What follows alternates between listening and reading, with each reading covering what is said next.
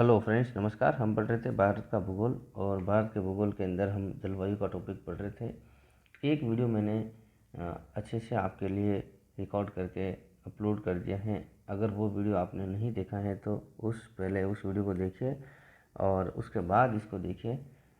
उसके अंदर हमने काफ़ी सारे जो बेसिक पॉइंट्स हैं उनको हमने टच करते हुए भारत की जो 6 ऋतुएं हैं मौसम विभाग के अनुसार, तो भारतीय संस्कृति के अनुसार, तो वो 6 ऋतुओं को हमने केवल नाम पढ़े थे और उनका जो समय था उसको हमने देखा था। अब उन ऋतुओं से संबंधित थोड़ा सा आगे हम भारत के मौसम विभाग के अनुसार जो ऋतुएं हैं वो पढ़ेंगे और ऋतुओं का परिवर्तन किस तरीके से होता है, और जो ऋतुएं हैं उनके अंदर जो कुछ जो शब्दावलियाँ हैं उनको हम लोग डिटेल से पढ़ेंगे। चलिए, आज जलवायु का जो टॉपिक है वो हम लोग इस वीडियो में थोड़ा सा लंबा हो सकता है वीडियो, लेकिन इसमें सब कुछ क्लियर कर देंगे। तो आप इस वीडियो को बिना स्किप किए अच्छे से देखिए और अपने नॉलेज को बढ़ाइए। चलिए, ऋतु परिवर्तन के कारण क्या है। देखिए, ऋतुओं का जो परिवर्तन होता है वो पृथ्वी के अपने अक्ष पर 23.5 डिग्री झुका हुआ होना है, पहला कारण ये है। दूसरा है पृथ्वी सूर्य के चारों ओर परिक्रमण करती हैं। दूसरा, दिन और रात का बनना, पृथ्वी अपने अक्ष पर घूर्णन की वजह से दिन और रात बनते हैं। तो ये भी आपको कंसेप्ट पता होना चाहिए, लेकिन ऋतु परिवर्तन का मेन कारण ये दोनों हैं। अब भारतीय मौसम विभाग के अनुसार ऋतुएं हैं वो 4 प्रकार की ऋतुएं हैं, और भारतीय मौसम विभाग का जो मुख्यालय है वो नई दिल्ली के अंदर है। दूसरा, जो 4 तरह की जो ऋतुएं हैं उनके बारे में आपको पता होना चाहिए। पहली शीत ऋतु, दूसरा ग्रीष्म ऋतु, तीसरा वर्षा ऋतु और चौथा शरद ऋतु। इनका जो समय है वो 15 दिसंबर से 15 मार्च तक, ये 3 महीने जो हैं ये आपके शीत ऋतु के रहते हैं। 15 मार्च से 15 जून तक ग्रीष्म ऋतु के रहते हैं। 15 जून से 15 सितंबर तक वर्षा ऋतु का रहता है, और 15 सितंबर से 15 दिसंबर तक वापस शरद ऋतु का रहता है। तो आपको याद रखना है ऋतुओं का समय काल क्या है, कौन कौन सी ऋतुएं हैं। अब इनके अंदर हमें कौन कौन से टॉपिक को टच करना है ये आप लोग देखिए इस चार्ट के अंदर। सबसे पहले हम लोग शीत ऋतु के अंदर ये तापमान देखेंगे।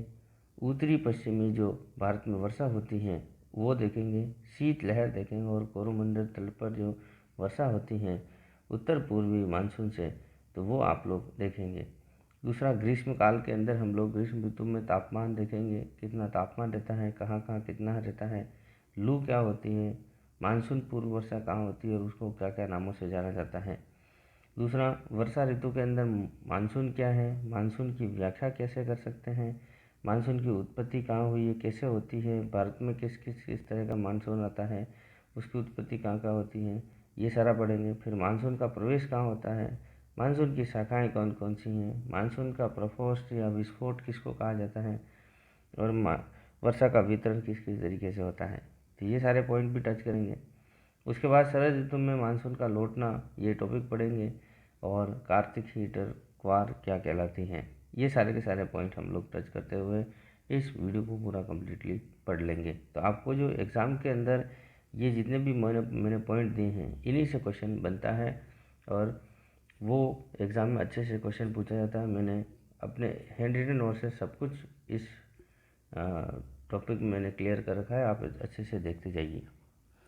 चलिए, सबसे पहले टॉपिक ले रहे हैं हम लोग शीत ऋतु का, जिसका समय काल क्या है, 15 दिसंबर से 15 मार्च तक। देखिए, इसके अंदर जो शब्दावली थी तापमान, तापमान क्या है इसके अंदर। जब सूर्य की किरणें मकर रेखा पर सीधी चमकती हैं, इसका मतलब मकर रेखा पर अगर सीधी चमक रही, इसका मतलब उधर गर्मी रहेगी, और कर्क रेखा की तरफ सर्दी रहेगी, शरद ऋतु की तरफ, इस तरह से रहता है। क्योंकि मकर रेखा ऑस्ट्रेलिया के मध्य से गुजरती है और कर्क रेखा भारत के मध्य से गुजरती है। तब भारत का मौसम का औसतन जो तापमान रहता है यहाँ पर वो 21 डिग्री के आसपास रहता है, क्योंकि इधर थोड़ा सर्दी का समय स्टार्ट हो जाता है। इस समय भारत का सबसे ठंडा स्थान जो द्रास है वो रहता है, यहाँ पर लगभग -15 डिग्री सेंटीग्रेड तापमान रहता है। और इस समय लद्दाख, जम्मू कश्मीर, हिमाचल प्रदेश, सिक्किम और अरुणाचल प्रदेश के कई स्थानों पर बर्फ़ पाई जाती है और इस समय भारतीय भूमि पर उच्च वायुदाब रहता है। वायुदाब उच्च कैसे रहता है? क्योंकि शरद ऋतु रहती है हमारे यहाँ 15 दिसंबर से 15 मार्च तक। शरद ऋतु के रहने से हवा जो भारी हो जाती है, क्योंकि उसकी सर्दी की वजह से उसकी डेंसिटी बढ़ जाती है और भारी होने की वजह से ये ज़मीन के पास में रहती हैं, धरातल के पास में रहने की वजह से यहाँ पर वायुदाब बढ़ जाता है। इस वजह से ऐसा बोला जाता है कि उच्च वायुदाब का रहना। और जहाँ गर्मी रहती है तो वहाँ का तापमान जो है कम रहता है, वायुदाब कम रहता है, क्योंकि तापमान बढ़ने से जो एयर के जो कण हैं वो गर्म होकर ऊपर उड़ जाते हैं। इस वजह से वहाँ का वायुदाब कम रहता है। अब आगे देखते हैं उत्तरी पश्चिमी पवनों से जो भारत में वर्षा होती है उससे रिलेटेड देखिए। उत्तरी पश्चिमी भारत में वर्षा देखिए। उत्पत्ति ये भूमध्य सागर की पवनों से होती है या पश्चिमी विक्षोभ या पश्चिमी जेट स्ट्रीम के से जो हवाएं चलती है उससे भारत में वर्षा होती है। भारत के उत्तरी पश्चिमी भाग में ये वर्षा करती हैं और इसका जो समय है आपको याद रखना है, जनवरी और फरवरी में रहता है। अधिकांश वर्षा ओलों के रूप में होती हैं, यानी कि ओले गिरते हैं इसके अंदर। और भारत में जो कुल वर्षा होती है उसका लगभग 3% भाग इस उत्तरी पश्चिमी जो मानसून है या हवाएं जो चलती हैं उससे होती हैं। इस बात का आपको याद रखना है। ये जो भूमध्य सागर से के अलावा आप लोग रूम सागर या फिर मेडिटेरियन जो सागर हैं उसका भी नाम से आप लोग जान सकते हैं।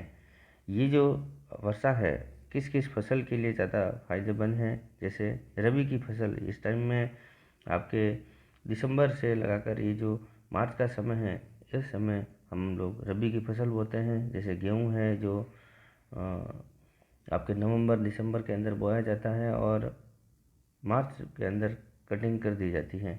तो इस तरीके से वो रबी की फसल रहती है। तो रबी की फसल जैसे गेहूँ है, जौ है, चना है, सरसों है, मटर, उनके लिए काफ़ी ज़्यादा फायदेमंद रहती हैं। इस वर्षा को गोल्डन रेन के नाम से जाना जाता है। गोल्डन ड्रॉप्स गेहूँ के लिए काफ़ी ज़्यादा फायदेमंद रहती है, इसलिए इसको गोल्डन रेन के नाम से जाना जाता है। ये वर्षा अन्य राज्यों के अंदर भी होती है, जैसे राजस्थान के अंदर होती है। राजस्थान में इसको मावठ कहा जाता है। पंजाब, हरियाणा, जम्मू कश्मीर, लद्दाख, हिमाचल प्रदेश, उत्तर प्रदेश और उत्तराखंड के अंदर ये सारी जगह वर्षा होती है। इस शीत ऋतु के अंदर शीत लहर भी चलती है। देखिए शीत लहर जो शब्दावली है और कोरोमंडल तट वाला, आपको दोनों पॉइंट आपको क्लियर हो जाने चाहिए। शीत लहर पहले देखिए, ये साइबेरिया के अत्यधिक ठंडे प्रदेश व अधिक उच्च वायुदाब से चलने वाली ठंडी पवनें हैं। यह जिन प्रदेशों से गुजरती हैं उसका तापमान हिमांक से भी कम कर देती है, ये अब आपको याद रखना है। शीत लहर जहाँ से गुजरेगी उसका वहाँ का जो तापमान है उस प्रदेश का तापमान काफ़ी ज़्यादा ठंडा कर देती है। हिमाचल प्रदेश के अंदर हिमपात होने के कारण यहाँ से जो चलने वाली पवनें भी शीत लहर कहलाती है। इस बात का भी आपको याद रखना है। साइबेरिया से तो चलती चलती उसको तो आपको याद रखना ही है, लेकिन हिमाचल प्रदेश से जो हिमपात होता है उसके कारण जो चलने वाली हवाएं भी शीत लहर का नाम से जानी जाती हैं। दूसरा, हिमालय की स्थिति के कारण भारत में इसका प्रभाव कम रहता है, क्योंकि भारत जो है भारत के अंदर हिमालय जो है वो शीत लहर को भारत के अंदर प्रवेश करने से रोकता है। भारत के लद्दाख में सर्वाधिक प्रभाव पड़ता है, क्योंकि लद्दाख हिमालय के उस क्षेत्र में आता है जहाँ से ये डायरेक्ट कांटेक्ट में रहने की वजह से वहाँ सर्वाधिक प्रभावित क्षेत्र रहता है। इसीलिए लेह लद्दाख का जो है वो शीत मरुस्थल के नाम से जाना जाता है और सबसे बड़ा मरुस्थल कहलाता है। आगे देखते हैं हम लोग कोरोमंडल तट पर जो वर्षा होती है। देखिए ये लौटते हुए मानसून से होने वाली वर्षा है, इसको इस तरह से भी कहा जाता है। देखिए शीत ऋतु के अंदर तमिलनाडु में बाढ़ आ जाती है, ये भी आपको याद रखना है। और कोपेन के अनुसार इस प्रदेश को एएस प्रकार की जलवायु वाले क्षेत्र या प्रदेश कहा जाता है। ये देखिए पूर्वी घाट जो कोरोमंडल तट के नाम से जाना जाता है, ये यहाँ पर जो भारत में जो टोटल वर्षा होती है उसका लगभग 13% भाग इस वर्षा से होने वाला है। दिसंबर से जनवरी में होती हैं यहाँ पे। और लौटता हुआ मानसून के रूप में यहाँ पे वर्षा होती है। बंगाल की खाड़ी से नमी धारण कर लेता है जो यहाँ से जो पवनें गुजरती है और कोरोमंडल तट या पूर्वी घाट से टकराकर अत्यधिक तेज वर्षा होती है। इसी का दूसरा नाम उत्तरी पूर्वी मानसून भी कहलाता है। ये आपको याद रखना है, कोरोमंडल तट पर वर्षा होना। ये पूरा का पूरा आपने अभी शीत ऋतु से रिलेटेड जो 4 शब्दावलियाँ थी वो आपने अच्छे से पढ़ी और उनके बारे में डिटेल से नॉलेज लिया। आगे अब हम स्टार्ट कर रहे हैं ग्रीष्म ऋतु। देखिए, ग्रीष्म ऋतु का जो समय है वो 15 मार्च से लगाकर 15 जून तक है। देखिए,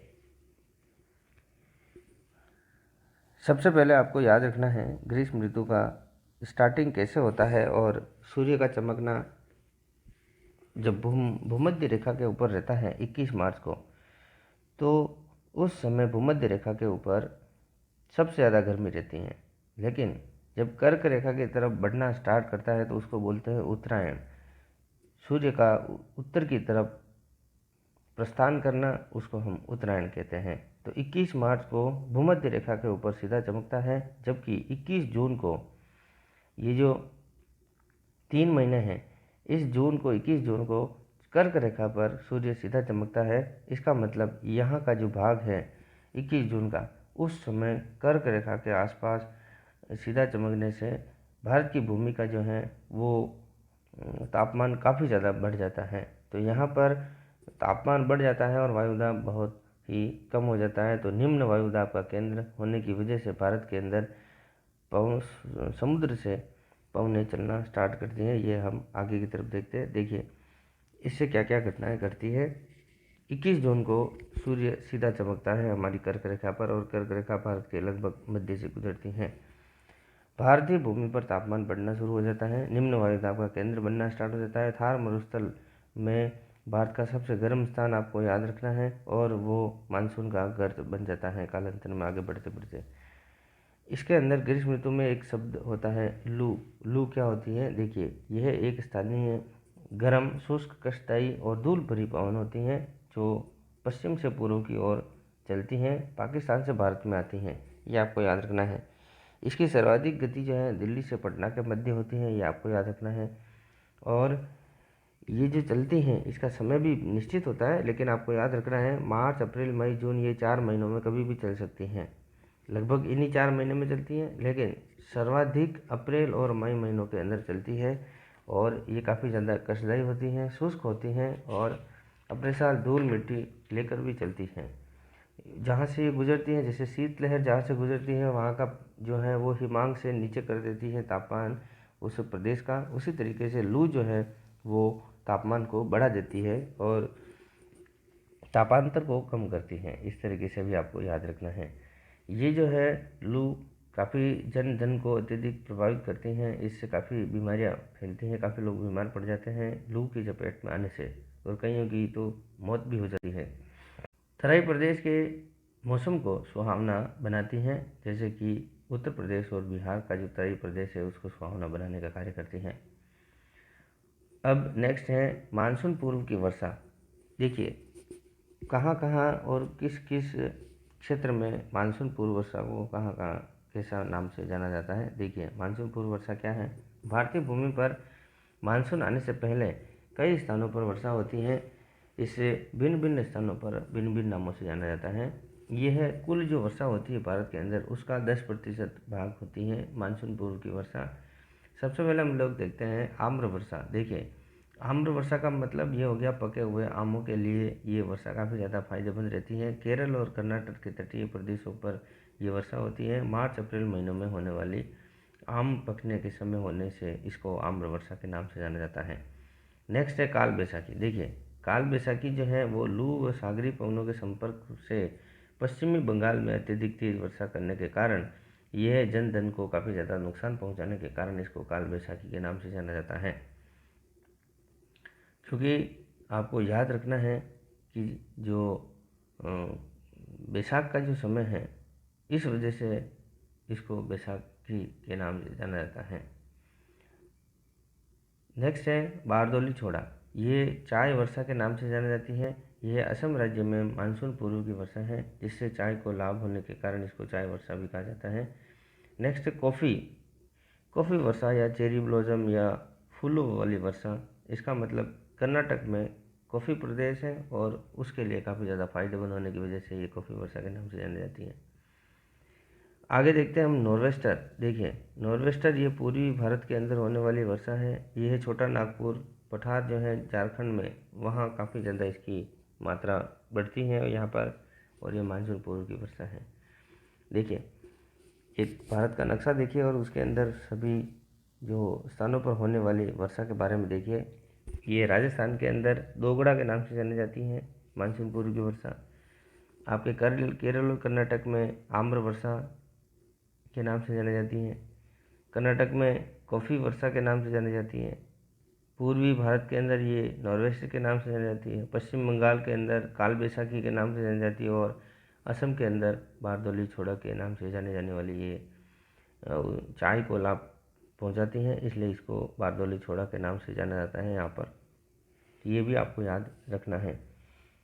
अब आगे हम जो नेक्स्ट टॉपिक ले रहे हैं उसको कहते हैं वर्षा ऋतु। उसका समय अंतराल आपको 15 जून से 15 दिसंबर तक आपको याद रखना है। देखिए मानसून शब्द आपको सबसे पहले याद रखना है, एक मौसम शब्द से लिया गया है, मौसम भाषा के। दूसरा, अरब भूगोल वेदा अल मसूदी ने इसकी सर्वप्रथम व्याख्या की थी, इसका भी आपको याद रखना है। मानसून शब्द का अर्थ है हवाओं में परिवर्तन या ऋतु परिवर्तन। इसका मतलब ये हो गया कि 6 महीने हवा जो है थल से जल की तरफ चलती हैं और ये शुष्क होती हैं, थल से जल वाली। दूसरी 6 महीने जल से थल की तरफ चलते हैं, ये आर्द्र वाली पवनें होती हैं और वर्षा करवाने के लिए काफ़ी ज़्यादा फायदेमंद होती हैं। तो ये आपको याद रखना है। अब मौसम की उत्पत्ति के सिद्धांत काफ़ी ज़्यादा हैं, ये आपको केवल नाम पता होना चाहिए, इसमें डिटेल में जानने की ज़रूरत नहीं है। देखिए एक तो जो परंपरागत सिद्धांत दे रखा है उसके अंदर आपको परंपरागत संस्थापक या तापीय वो एडमंड हेली के अनुसार दिया गया था। दूसरा था आपका अंत्य उष्ण अभिसरण या ITCZ इसको अपन बोलते हैं, फ्लोन का सिद्धांत। तो फ्लोन महोदय के अनुसार आपको याद रखना है विषुवत रेखीय पछुआ पवनों के कारण वर्षा का होना, ये एक सिद्धांत है। दूसरा स्पेट का वाताग्र सिद्धांत, तो स्पेट ऑस्ट्रेलिया के जो स्पेट थे उसके अनुसार दिया गया था। एक है आपका पूर्वी जेट स्ट्रीम जो कि सबसे नवीनतम है, और नवीनतम होने के साथ साथ ये एक तो है येन जो कि जापान के हैं, दूसरा पी काटेश्वर जो कि भारत के हैं। ये दोनों भूगोल वेदा ने इसका मानसून की उत्पत्ति के सिद्धांत दिए हैं। तो ये एक मेडागास्कर से पूर्वी जेट स्ट्रीम का जो आपको डायग्राम याद रखना है, ये तिब्बत के अंदर जब निम्न वायुदाब का केंद्र बनता है तो पूर्वी जेट स्ट्रीम का सिद्धांत लगता है मेडागास्कर को और तिब्बत को, और भारत के अंदर जो राजस्थान का आप लोग ये जो राजस्थान में निम्न वायुदाब का केंद्र बनता है, लो प्रेशर का जो सेंटर बनता है, तो इन सभी पॉइंटों से ये जो मैंने एरो बता रखा है यहाँ से मानसून चलता है और बारिश होती है। जब लो प्रेशर आपका तिब्बत में बनता है तो वो तिब्बत में है और आपके राजस्थान में है, तो उस समय समुद्र से इस स्थल की तरफ वर्षा पवन चलती है और अपने साथ आर्द्र होने के साथ ये वर्षा भारत में करती है। जबकि मेडागास्कर की तरफ अगर लो प्रेशर बनता है तब उधर से आने वाली हवाएं, और इधर आपके पूर्वी तट की तरफ भारत का जो पूर्वी तट है वहाँ पर लो प्रेशर बनने की वजह से यहाँ से हवाएं चलती हैं और यहाँ पर वर्षा करती हैं। तो ये आपको याद रखना है। आगे है मानसून उत्पत्ति जो है वो कैसी होती है और कहाँ पे होती है। देखिए ये भी आपको एक डायग्राम से आपको समझना है। जहाँ पर सूर्य है सीधा चमकता है, जैसे वो भूमध्य रेखा हो या कर्क रेखा हो या मकर रेखा हो, तो जहाँ पर भी सीधा चमकता है इसका मतलब वहाँ का जो टेम्परेचर है वो बढ़ जाता है। टेम्परेचर बढ़ने से हवाएं ऊपर उठती हैं और ऊपर हल्की होने की वजह से ऊपर उठ जाती हैं, और ऊपर उठने से वहाँ का जो है हवाएं का जो प्रेशर है वो कम हो जाता है, तो उसकी जगह वापस दूसरी हवाएं वहाँ पर जगह लेती हैं और इस तरीके से एक कंटिन्यूस प्रोसेस होता रहता है।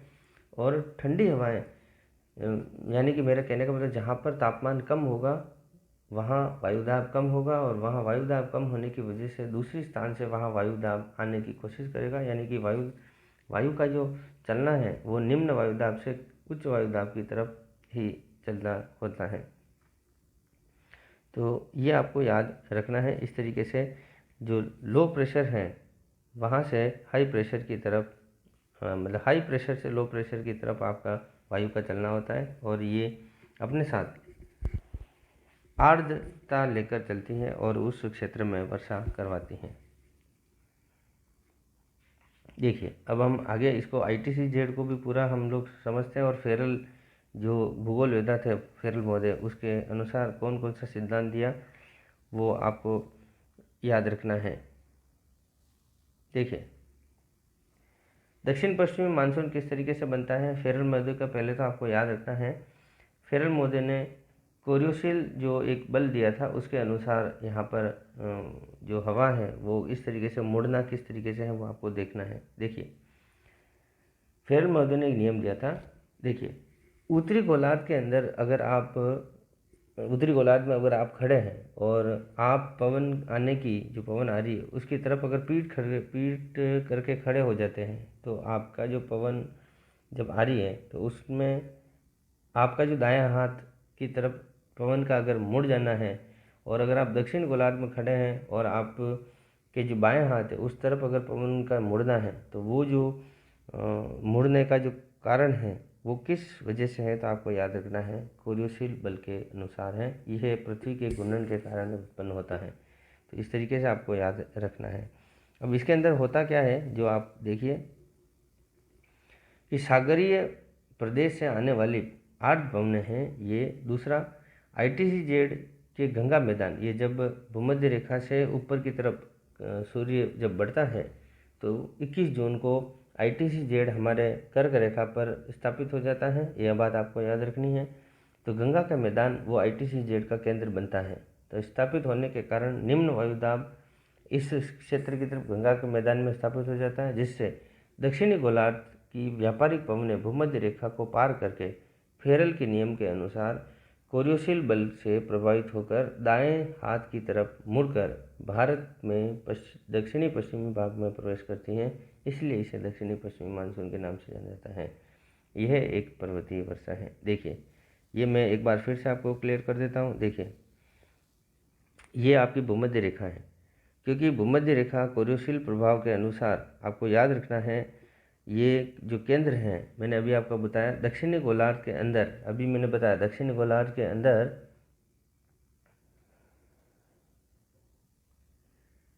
व्यापारिक जो पवनें हैं वो भूमध्य रेखा को पार करके फेरल के नियम के, जैसे ही व्यापारिक पवनें देखो हाई प्रेशर नीचे दे रखा मैंने, वहाँ से दक्षिणी गोलार्ध से पवनें चलती हुई इस भूमध्य रेखा के ITCZ केंद्र से अगर ये गुजरती हैं तो उस समय उत्तरी गोलार्ध के अंदर ITCZ का जो सेंटर है वो गंगा का मैदान यानी कर्क रेखा की तरफ वहाँ पे शिफ्ट हो जाता है। तो कोरियोशील बल के अनुसार जो फेरल ने दिया था, अगर आपका मुंह इस हवा के साथ है यानी पीठ आपके हवा की तरफ है तो ये आपके दाहिने तरफ मुड़ जाती है। तो ये जैसे ही दाहिने तरफ मुड़ी, इसका मतलब ये भारत में वर्षा करेगी और ये दक्षिणी पश्चिमी मानसून के नाम से जानी जाएगी। तो इस तरीके से आपको याद रखना है। फेरल महोदय या फेरल भूगोल वेदा उसके कोरियोशील बल के अनुसार ये भारत में प्रवेश करती हैं। अब मानसून की शाखाएं कितनी हैं भारत के अंदर, ये आपको याद रखना है। सबसे पहले ये प्रायद्वीपीय जो भाग है हमारा भारत का, त्रिभुजाकार क्षेत्र है, इस वजह से ये 2 भागों में बढ़ जाती हैं। पहली है अरब सागरीय शाखा, दूसरी है बंगाल खाड़ी की शाखा। देखिए, अरब सागरीय शाखा के अंदर ये जो पश्चिमी घाट है उसकी उपशाखा के नाम से जानी जाती है। छोटा नागपुर का पठार की उपशाखा और हिमाचल प्रदेश की उपशाखा के नाम से जानी जाती है। और इस क्षेत्र के अंदर ये महेंद्रगिरी पर्वत से विभाजित होती हैं, आपको याद रखना है। बंगाल की खाड़ी के अंदर सर्वाधिक वर्षा होती है। भारत के अंदर जो बंगाल की खाड़ी की तरफ से जो मानसून आता है उसमें सबसे ज़्यादा बारिश इसी बंगाल की खाड़ी की शाखा से होता है। दूसरा, पूर्वी हिमालय उपशाखा और विशाल मैदान की उपशाखा के नाम से ये 2 आपको याद रखना है, बंगाल की खाड़ी की शाखा।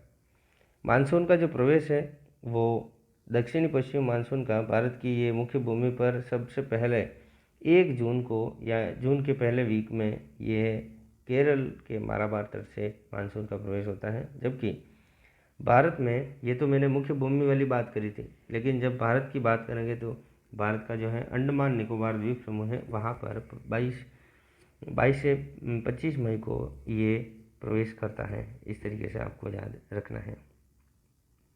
मानसून का विस्फोट या फटना, हम लोग एक जो शब्दावली है इसको याद कैसे रखेंगे, देखिए। पश्चिमी घाट पर बहुत कम समय में तेज़ वर्षा होना, जिसे ही हम मानसून का फटना कहते हैं, क्योंकि उस समय पश्चिमी जो घाट है उस घाट के ऊपर ये मानसून जब भी टकराता है तो ये ज़ोरदार बारिश करता है। तो दूसरा, जब बंगाल की खाड़ी से मानसून आगे की तरफ बढ़ता है तो ये हमारे पूर्वांचल की तरफ ये चला जाता है। वहाँ पर मेघालय के अंदर और गारो खासी जयंती जो 3 यहाँ पर पहाड़ी क्षेत्र हैं उसके अंदर ये मानसून प्रवेश करता है। और ये यू आकार के होने की वजह से यहाँ पर मानसून जो है यहीं पे फंस जाता है और यहाँ ज़ोरदार काफ़ी तेज़ बारिश करता है मेघालय के अंदर। तो यहाँ पे चेरापूंजी और माजिनडाम क्षेत्र हैं जो भी आपको याद रखना है। दक्षिणी पश्चिमी मानसून से भारत के अंदर कुल जो वर्षा का 74 यानी 74% भाग वर्षा होती हैं, ये आपको याद रखना है।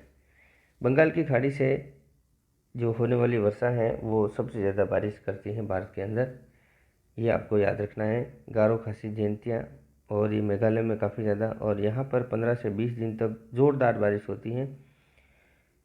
और सामान्यतः असम में बाढ़ की बनी जो स्थिति है वो बनी रहती है। जो असम है वहाँ से ब्रह्मपुत्र नदी, इस तरीके से आपको याद रखना है। वर्षा का वितरण से संबंधित जो शब्दावली है उसमें आपको याद रखना है, वर्षा का वितरण अलग अलग तरीके से है भारत में। कहीं पर बारिश होती नहीं है और कहीं पर बहुत ही ज़्यादा, विश्व की सबसे ज़्यादा बारिश होती है। औसतन जो वर्षा का वितरण है वो 112 से 125 सेंटीमीटर है, और अगर औसत देखा जाए तो 118 सेंटीमीटर भारत के अंदर होती हैं। सबसे ज़्यादा राज्य और स्थान की बात करेंगे तो आपको याद रखना है, सबसे ज़्यादा बारिश मेघालय राज्य के अंदर होती है और स्थान मासिनडाम के अंदर होती है, सबसे ज़्यादा बारिश होती है। सबसे कम राजस्थान के अंदर होती है। स्थान की बात करेंगे तो लेह, जो लद्दाख यूनियन टेरिटरी है उसका स्थान है लेह, उसके अंदर होती हैं। भारत में वर्षा की मात्रा कब घटती है आपको याद रखना है, दक्षिण से अगर हम उत्तर की तरफ चलते हैं तो भारत में वर्षा की मात्रा घटती है। और दूसरा, वर्षा की मात्रा कब घटती है, दोनों आपको याद रखना है। पूर्व से पश्चिम की तरफ चलते हैं तब भी वर्षा की मात्रा घटती है। दोनों क्षेत्र में जब दक्षिण से उत्तर की तरफ भी चलते हैं और पूर्व से पश्चिम की तरफ चलते हैं तब भी वर्षा की मात्रा कहाँ घटा होता है। जैसे जैसे समुद्र से दूरी बढ़ती है वर्षा की मात्रा वैसे वैसे घटती जाती है। भारत में पश्चिमी घाट के ऊपर मेघालय के पठार पर असम के ब्रह्मपुत्र घाटी में सर्वाधिक बारिश होती है, लगभग यहाँ पर 200 सेंटीमीटर तक बारिश होती रहती है। जबकि यूनियन टेरिटरी लेह, जो लद्दाख का क्षेत्र है वहाँ पर, और राजस्थान के थार मरुस्थल में लगभग 50 सेंटीमीटर से भी वर्षा कम होती है, यह आपको याद रखना है। इसीलिए वर्षा का वितरण असमान है यहाँ पर। आगे जो नया शब्द है देखिए, वर्षा का विचलनता।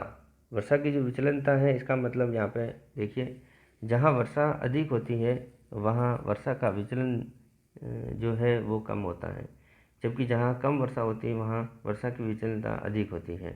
भारत में वर्षा की मानक विचलनता जो है वो 15 से 30% औसत है।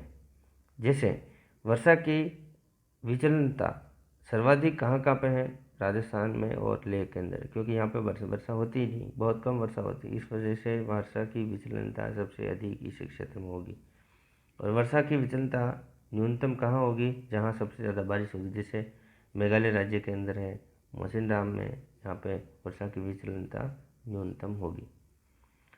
दूसरी, खंड वृष्टि क्या होती है, यानी किसी भाग पर बारिश का होना और किसी भाग पर बारिश का न होना, ये खंड वृष्टि कहलाती है। देखिए, किसी भाग के आसपास वर्षा हो रही है लेकिन किसी स्थान पर नहीं हो रही है तो वो भाग शुष्क हो जाने की वजह से खंड वृष्टि कहलाती है। आगे मानसून का प्रतिच्छेदन। देखिए ये शब्द इस तरीके से आपको याद रखना है कि मानसून आने के पश्चात वर्षा का जो वर्षा की उस समय कुछ समय तक वहाँ पर 1 या 2 दिन नहीं होकर पुनः वर्षा हो जाना, ये मानसून का प्रतिच्छेदन कहलाता है। दूसरा समवर्षा रेखा। देखिए भारत के राजस्थान राज्य के अंदर राजस्थान को 2 भागों में बांटने का जो कार्य करती है वो 50 सेंटीमीटर समवर्षा रेखा भारत को लगभग राजस्थान को जब लगभग 2 भागों में बांटती हैं तो आपको याद रखना है समवर्षा रेखा यानी कि समान वर्षा वाले स्थानों को मिलाने वाली काल्पनिक रेखा समवर्षा रेखा कहलाती हैं। जैसे 50 सेंटीमीटर जो रेखा है वो अरावली के समांतर है और अरावली जो है वो लगभग 2 भागों में राजस्थान को बांटती हैं। तो 50 सेंटीमीटर समवर्षा रेखा 2 भागों में बांटने का कार्य करती है किसी भी स्थान को। देखिए वर्षा किस तरीके से होती है ये भी आपको याद रखना है। जल से हवा चलती हैं और ये आर्द्र हो जाती हैं, फिर जल वाष्प के रूप में, और जैसे जैसे ये आगे बढ़ती हैं तो हवा का ऊपर उठना तापमान की वजह से होता है और जैसे जैसे ऊपर उठती है तो ठंड टेम्परेचर है कम होता जाता है तो वो सघन हो जाती हैं। सघन होकर संघनन की क्रिया होती है, संघनन की क्रिया की वजह से वापस ये बारिश के रूप में आ जाती हैं।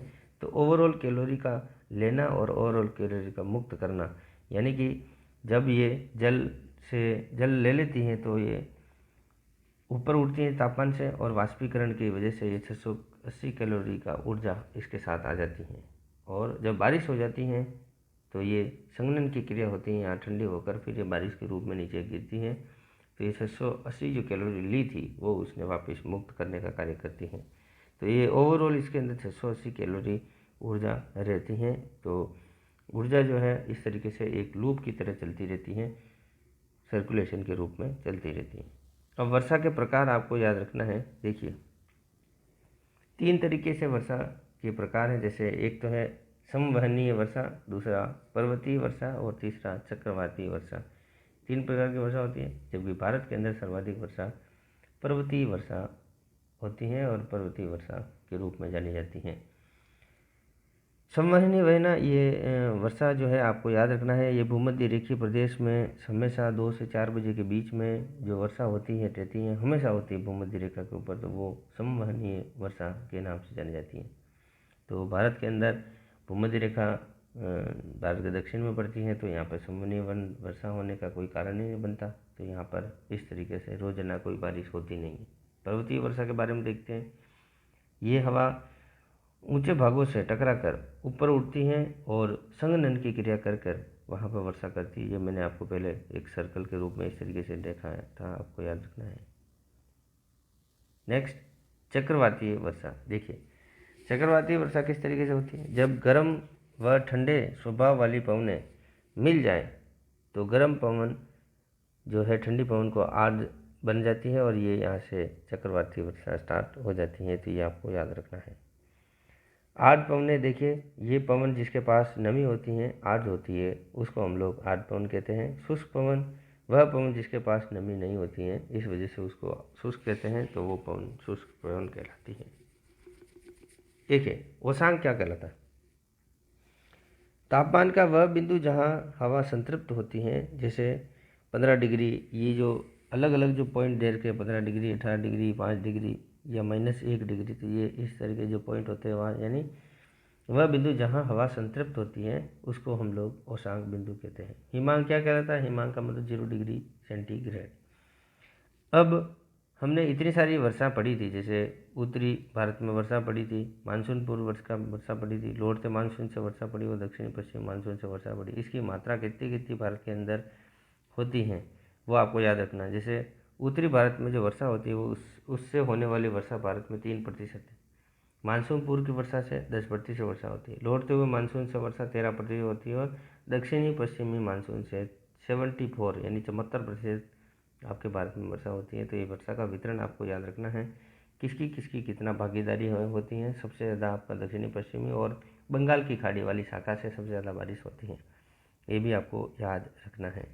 अब अंतिम टॉपिक हम लोग ले रहे हैं शरद ऋतु। देखिए, जो कि 15 सितंबर से लगाकर 15 दिसंबर तक का समय के अंदर होता है। इस समय मानसून का लौटना होता है और उत्तरी पूर्वी मानसून जो है आपका कोरोमंडल तट पर सबसे ज़्यादा तमिलनाडु में बारिश करता है, ये भी आपको याद रखना है। उस समय ITCZ का जो निर्माण है वापस ये भूमध्य रेखा के ऊपर होने की वजह से सूर्य का ये दक्षिणायन में प्रस्थान करना कहलाता है, तो आपको ये याद रखना है। और शरद ऋतु में ये मूल स्थान की तरफ चलने लग जाती हैं।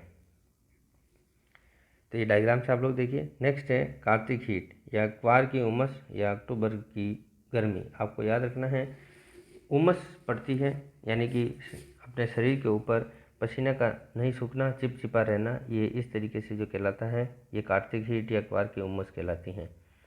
ये मानसून के जब लौटता है उस समय इस तरीके से बनता है, क्योंकि आपको याद रखना है कि धरातल की आर्द्रता तापमान प्राप्त कर वायुमंडल में आ जाती है, जिसके कारण कष्टदायी होने मौसम बन जाता है और पसीना नहीं सूखता है। जो भी पसीना नहीं सूखने की वजह से यहाँ पर गीलापन हो जाता है वायुमंडल से ये आर्द्रता धारण करने से। तो इस तरीके से आपने वो एक कठिन और कष्टदायी मौसम बन जाना आपके लिए ये कार्तिक हीट या क्वार की उमस कहलाता है। तो ये आपने पूरा टॉपिक अच्छे से चारों ऋतुओं के से संबंधित जितने भी अलग अलग पॉइंट्स थे उनको भी आपने क्लियर किया और भारत की जलवायु से संबंधित पूरा टॉपिक आपने पढ़ लिया। ये मेरा हैंड रिटन नोट्स का प्रयास आपको कैसा लगा, इसकी प्रतिक्रिया लाइक और कमेंट के साथ करें। अन्य तक पहुंचाने के लिए इसको शेयर कीजिए। अगर आप चैनल पर नए हैं तो इसको सब्सक्राइब कीजिए, जिससे कि सभी वीडियो आप तक पहुंचते रहें। चलिए मिलते हैं आगे आने वाले और किसी टॉपिक के साथ। तब तक के लिए नमस्कार। इस वीडियो को देखने के लिए बहुत बहुत आभार। ओके।